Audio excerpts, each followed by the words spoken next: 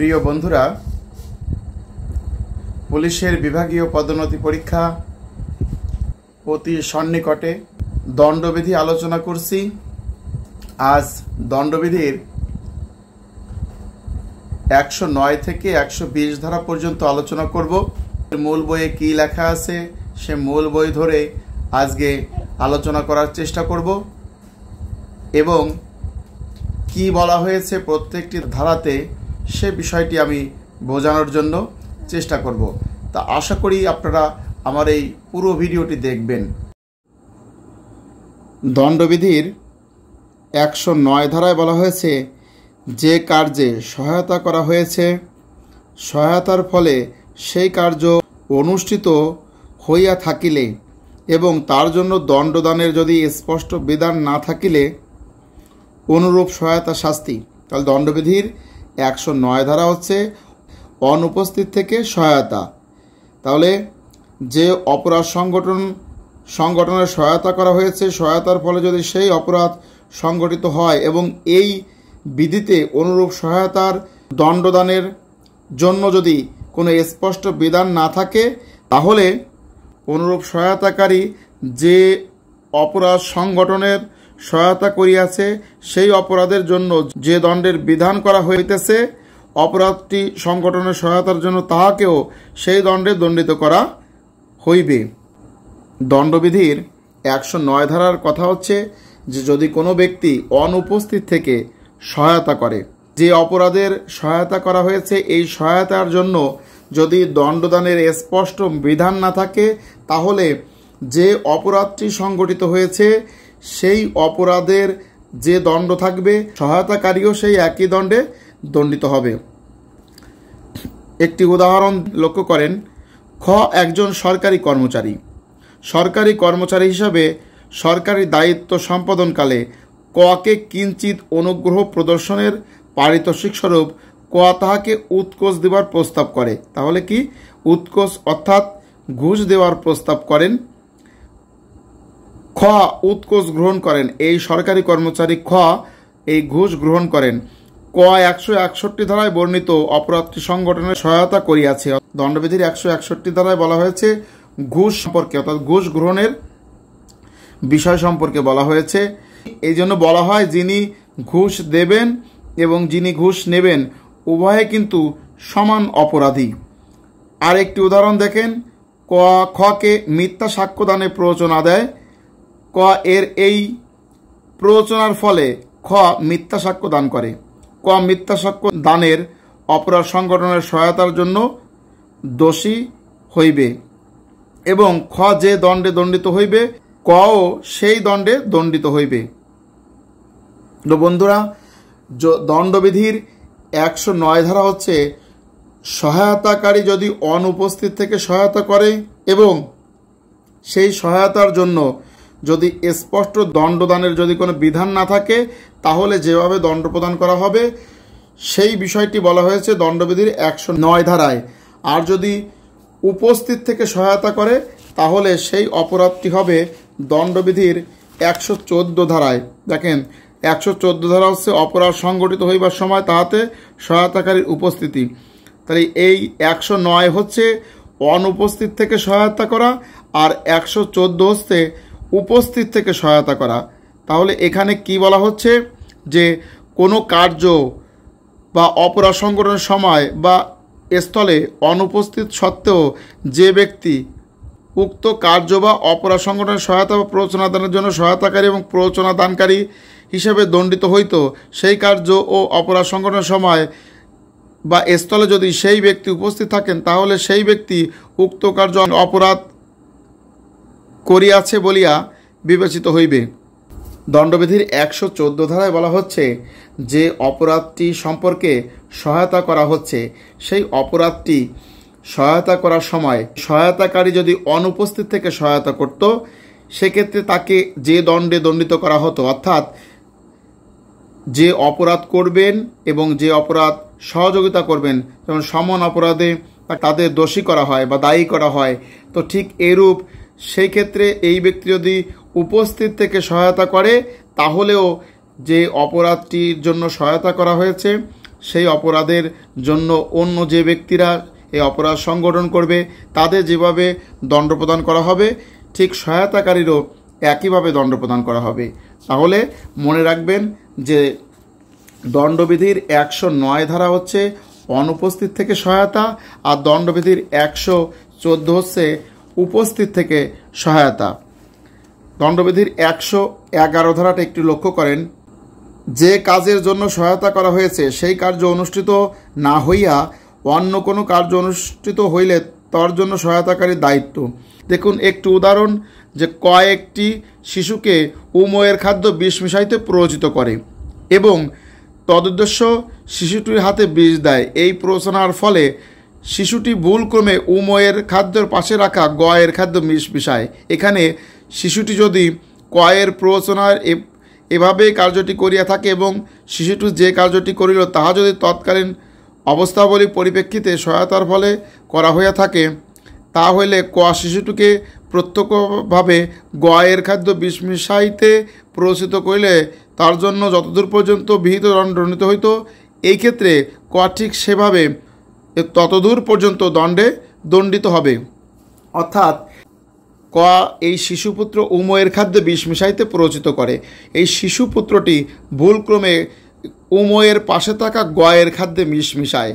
এক্ষেত্রে শিশুটি যদি ভুল করে যে সে ভুলক্রমে গয়ের খাদ্যে বিষ মিশাইয়াছে, কিন্তু যিনি সহায়তা প্রদান করেছেন বা যিনি প্ররোচনা দান করেছেন সেই ব্যক্তি উময়ের খাদ্যে বিষ মিশাইলে যেভাবে সে দায়ী হতো, যেভাবে তার দণ্ড প্রদান করা হতো গয়ের খাদ্যে বিষ মেশানোর জন্য, ঠিক একইভাবে সেই দণ্ডে দণ্ডিত হবে, এই কথা বলা হচ্ছে। দণ্ডবিধির 115 ধারা, মৃত্যুদণ্ডে বা যাবজ্জীবন কারাদণ্ডে দণ্ডনীয় অপরাধের সাহায্য বা প্ররোচনায় যদি অপরাধ সংগঠিত না হয়, যদি সহায়তার ফলে ক্ষতিসাধন কার্য সংগঠিত হয়। দেখেন দণ্ডবিধির 115 কী বলা হয়েছে, যদি কোনো ব্যক্তি মৃত্যুদণ্ড কিংবা যাবজ্জীবন কারাদণ্ড দণ্ডনীয় অপরাধ সংগঠনের সহায়তা করে কিন্তু সহায়তা করিবার ফলে উক্ত অপরাধটি সংগঠিত না হয়, অর্থাৎ অপরাধটি সংগঠিত হলো না, সহায়তার দণ্ডদানের জন্য এই বিধিতে কোনো স্পষ্ট বিধান না থাকিয়া থাকে, তা হইলে উক্ত ব্যক্তি 7 বছর পর্যন্ত সশ্রম বা বিরাশ্রম কারাদণ্ডে দণ্ডিত হবে এবং তাহাকে জরিমানা দণ্ড দণ্ডিত করা হবে। তাহলে যদি এই অপরাধটি সংগঠন যদি নাও হয় তাহলে কিন্তু সে তার 7 বছর পর্যন্ত সশ্রম বা বিরাশ্রম কারাদণ্ড বা জরিমানা দণ্ডেও সে দণ্ডিত হবে। যদি সেই অপরাধটি যদি সংগঠিত হয় তাহলে সেই কারাদণ্ডের মেয়াদ 14 বছর পর্যন্ত হতে পারবে এবং তার সাথে জরিমানা দণ্ডেও দণ্ডিত হবে। দেখি একটি উদাহরণ, উমকে হত্যা করিবার জন্য খকে প্ররোচনা দেয় কিন্তু অপরাধটি সংগঠিত হয় না।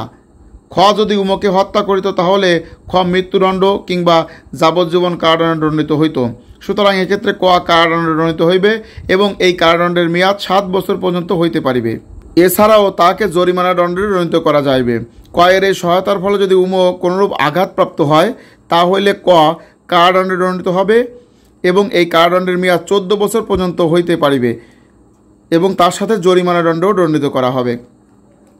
তাহলে এরপর 116, কারাদণ্ডে দণ্ডনীয় অপরাধের সহায়তা, যদি অপরাধটি সংগঠিত না হয়, যদি সাহায্যকারী বা প্ররোচনা দানকারী ব্যক্তি কিংবা প্ররোচিত বা সাহায্যকৃত ব্যক্তি এমন একজন সরকারি কর্মচারী হন অপরাধ দমন করাই যার কর্তব্য। তাহলে এরকম যদি কোনো সরকারি কর্মচারী যদি কারাদণ্ডে দণ্ডনীয় অপরাধ সংগঠনের সহায়তা করে তাহলে তার কি শাস্তির বিধান রয়েছে সে কথা বলা হয়েছে দণ্ডবিধির 116 ধারায়। কি বলা হচ্ছে, খকে মিথ্যা সাক্ষ্য দানের জন্য প্ররোচনা দেয়। যদি এই প্ররোচনার ফলে মিথ্যা সাক্ষ্য দান নাও করে তবুও এই ধারায় বর্ণিত অপরাধ সংগঠনের জন্য দোষী হবে এবং তদনুসারে দণ্ডিত হবে। আরেকটি উদাহরণ দেখেন, জৈনিক পুলিশ অফিসার হিসেবে দস্যুতা নিবারণ বা নিরোধ করাই তাহার কর্তব্য, কিন্তু তিনি একটি দস্যুতা অপরাধ সংগঠনের সহায়তা করেন। সহায়তার ফলে যদি দস্যুতা অপরাধটি সংগঠিত নাও হয় তবুও এই অপরাধটির জন্য বিহিত দীর্ঘতম মেয়াদের অর্ধাংশ মানে অর্ধেক পর্যন্ত যে কোনো মেয়াদের কারাদণ্ড দণ্ডিত হবে এবং এই জরিমানা দণ্ডও দণ্ডিত করা হবে। দণ্ডবিধির 117 ধারা জনসাধারণ কর্তৃক বা 10 জনের অধিক সংখ্যক ব্যক্তি কর্তৃক অপরাধ সংগঠনের সহায়তা। জনসাধারণ কর্তৃক কিংবা 10 জনের অধিক সংখ্যক ব্যক্তি বা গোষ্ঠী কর্তৃক অপরাধ সংগঠনে কেউ সহায়তা করিলে তাহাকে 3 বছর পর্যন্ত যে কোনো মেয়াদের সশ্রম বা বিনাশ্রম কারণে দণ্ডিত করা যাইবে কিংবা জরিমানায় দণ্ডিত করা যাইবে এবং উভয়ে দণ্ডে দণ্ডিত করা হবে। একটি সম্প্রদায়ের শোভাযাত্রা যাইবার সময় উহার লোকজনের উপর আক্রমণ করিবার উদ্দেশ্য ক 10 জনের অধিক সংখ্যক ব্যক্তি বিশিষ্ট অপর একটি বিরোধী সম্প্রদায়ের লোকদের একটি বিশেষ সময়ে ও স্থানে মিলিত হইবার প্ররোচনা দিয়া একটি বিজ্ঞপ্তি লটকায় দেয়। ক এই ধারা অপরাধ অনুষ্ঠান করিয়াছে। দণ্ডবিধির 118 ধারা কি বলা হচ্ছে? মৃত্যুদণ্ডে বা যাবজ্জীবন কারাদণ্ডে দণ্ডনীয় অপরাধ সংগঠনের চক্রান্ত গোপন করা, যদি অপরাধটি সংগঠিত হয়, যদি অপরাধটি সংগঠিত না হয়। তো দণ্ডবিধির 118 ধারা এলো জনসাধারণ কর্তৃক, অর্থাৎ জনসাধারণ যদি এরকম কোনো কাজ করে, মৃত্যুদণ্ড বা যাবজ্জীবন কারাদণ্ডে দণ্ডনীয় কোনো অপরাধ সংগঠনের চক্রান্ত যদি গোপন করে এবং সেই চক্রান্ত গোপন করার ফলে যদি অপরাধটি সংগঠিত হয় বা অপরাধটি সংগঠিত না হয়, তাহলে যে দণ্ডে দণ্ডিত হবে সে কথা বলা হচ্ছে। যদি অপরাধটি সংগঠিত হয় তাহলে 7 বছর পর্যন্ত যে কোনো মেয়াদের সশ্রম বা বিনাশ্রম কারাদণ্ডে দণ্ডিত হবে। উভয় ক্ষেত্রে তাদের জরিমানা ও দণ্ডে দণ্ডিত করা যাইবে। খ নামক একটি স্থানে ডাকাতি হইবে বলিয়া ক জানে, কিন্তু নির্দিষ্ট স্থানে যাহাতে যথারীতি ডাকাতি অনুষ্ঠিত হইতে পারে তাহার সুবিধা বিধান দিবার উদ্দেশ্য ম্যাজিস্ট্রেটকে ভুল খবর দিয়া ভ্রান্ত পথে চালিত করিবার জন্য খ এর ঠিক উল্টো দিকে গোয়া নামক স্থানে ডাকাতি হইবে বলিয়া সেই ম্যাজিস্ট্রেটকে খবর দেয়। পর চক্রান্ত অনুসারে খ নামক স্থানে ডাকাতি অনুষ্ঠিত হয়। ক এই ধারায় বর্ণিত অপরাধের জন্য দণ্ডিত হবে। দণ্ডবিধির 119 ধারা অপরাধ সংগঠন নিরোধ করিবার কর্তব্যরত সরকারি কর্মচারী কর্তৃক চক্রান্ত গোপন করা।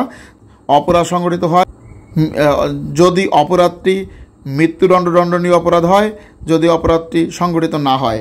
তাহলে এখানে বলা হচ্ছে 119 ধারায় যদি সরকারি কর্মচারী যার কর্তব্য এরূপ অপরাধ নিরোধ করা, তাহলে সেই রূপ সরকারি কর্মচারী যদি কোনো অপরাধের চক্রান্ত গোপন করে এবং সেক্ষেত্রে তার কি শাস্তির বিধান রয়েছে সে কথা বলা হচ্ছে দণ্ডবিধির 119 ধারায়। দেখেন 119 ধারার উদাহরণ দেখেন। একজন পুলিশ অফিসার হিসেবে তিনি দস্যুতা সংগঠনের যত চক্রান্ত সম্পর্কে জানিতে পান উহার তত্ত্বদান করাই তার কর্তব্য।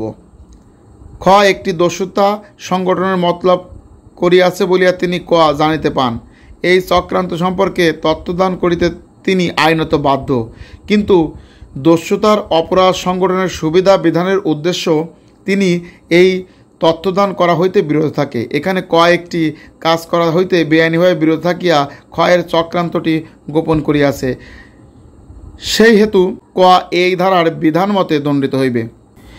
120 কারাদণ্ডে দণ্ডনীয় অপরাধ সংগঠনের চক্রান্ত গোপন করা, যদি অপরাধটি সংগঠিত হয়, যদি অপরাধটি সংগঠিত না হয়। যদি কোনো ব্যক্তি কারাদণ্ড দণ্ডনীয় কোনো অপরাধ সংগঠনের সুবিধা বিধানের উদ্দেশ্য কিংবা তাহার দ্বারা অনুরূপ অপরাধের সুবিধা হইবে জানা সত্ত্বেও কোনো কাজ দ্বারা কিংবা কোনো কাজ করা হইতে বেআইনিভাবে বিরত থাকিয়া ইচ্ছাকৃতভাবে অনুরূপ অপরাধ সংগঠনের চক্রান্তের অস্তিত্ব গোপন করে কিংবা অনুরূপ সংক্রান্ত সম্পর্কে এমন কোনো বিবরণ দান করে যে চক্রান্ত সম্পর্কে মিথ্যা বলিয়া সে জানে, তা অপরাধটি যদি সংগঠিত হয় তবে এই ব্যক্তি অনুরূপ অপরাধের জন্য বিহিত সশ্রম বা বিনাশ্রম কারাদণ্ড দণ্ডিত হবে এবং এই কারাদণ্ডের মেয়াদ অপরাধটির জন্য বিহিত দীর্ঘতম মেয়াদের 1/4 পর্যন্ত কিংবা অপরাধটি সংগঠিত না হইলে 1/8 পর্যন্ত যে কোনো মেয়াদের হইবে কিংবা সেই ব্যক্তি অপরাধটির জন্য যে রূপ জরিমানা বিধান করা হয়েছে সেই রূপ জরিমানায় দণ্ডিত হইবে কিংবা উভয় দণ্ডে দণ্ডিত হবে।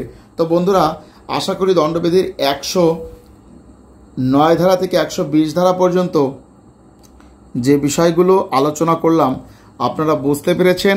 এই চ্যাপ্টারটা বুঝতে কিন্তু একটু কঠিন হয়, এইভাবে উদাহরণ টেনে কিন্তু প্রশ্ন হয়, সেই উদাহরণের আঙ্গিকে কিন্তু আপনার পুলিশের বিভাগীয় পদোন্নতি পরীক্ষায় উত্তর দিতে হয়। তো আজকের আলোচনাটি এখানে শেষ করছি। ভালো থাকবেন সবাই, ধন্যবাদ সবাইকে।